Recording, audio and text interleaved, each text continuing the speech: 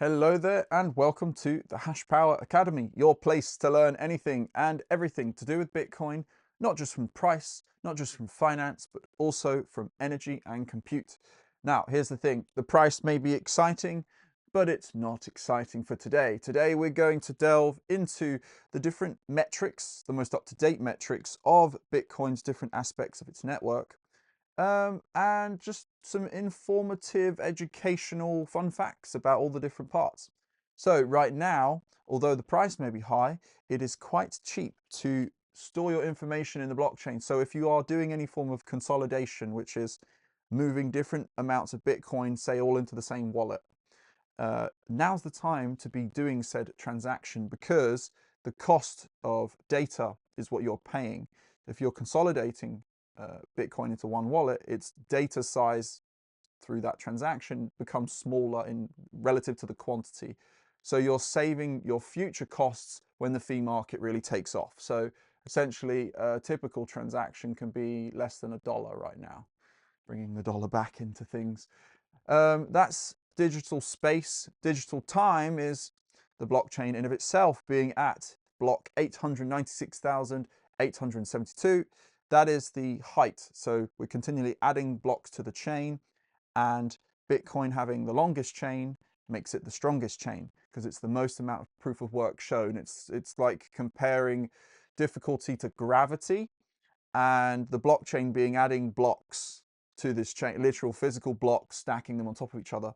And the gravity of their own weight means that the block, the height of, it's not the height of it topping over, it's the weight of the blocks compressing down on blocks beneath it. A different sort of analogy to understand that difficulty is essentially like gravity in a sense. Yeah.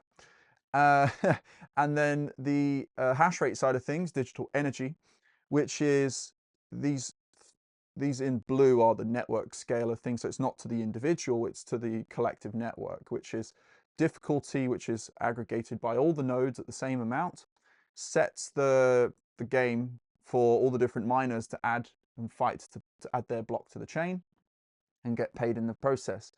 Those miners right now have a network average efficiency of 22-ish, 21.81 joules per terahash. So that's energy cost in for hash rate out. So you want this figure as low as possible. And typical machines right now, they can be as high as 30 joules per terahash. Those are the less efficient, less Bitcoin per kilowatt hour. And the most latest efficient machines are down to 10. So we are sitting at that precipice where this is going to be the machine, the mining hardware of the next wave. The current wave is the sort of 20 joule per terahash average, and last cycle's machines were 30 joules per terahash. So these new machines are going to go into data centers and purchasing power.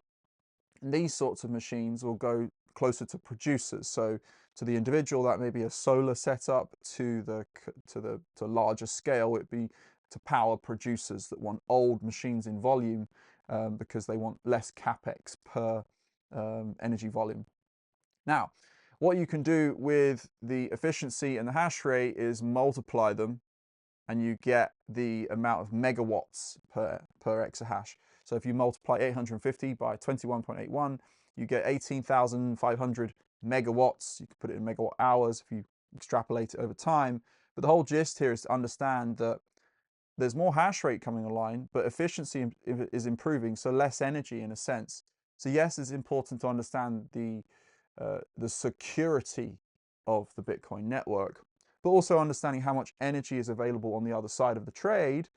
If you've been studying other things here in the Hashpower Academy as to how energy is this commodity that Bitcoin's network makes available on the physical side of the network, whilst all of the availability of producing blocks and selling said block space to you and your transaction information, that's the digital side of the trade.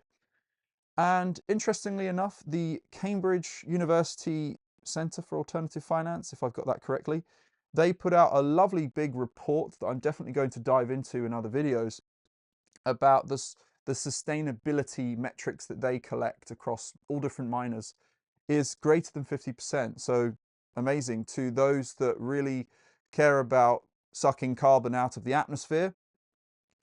That is that is a that is this is important because those within governments and decision makers, policy makers, all these sorts of things, all the way down to the local level that um, vote against the licensing or permitting of a new mining site because someone heard that it makes a lot of noise and they can't sleep at night. That does happen. I'm sure it does, but these are massively overblown concerns, and they seem more about. They come from an angle of lack of education. Something like this in a report going out to policymakers, and those are the people that they give their ear to institutions such as Cambridge University. Lo and behold, that is only going to help. So this was just an overview of sustainable energy producing sustainable electricity being converted into hash rate to add Bitcoin blocks to the chain so that you can transact peer-to-peer. And the dream here with the Academy is to help people learn about all of these different other moving parts.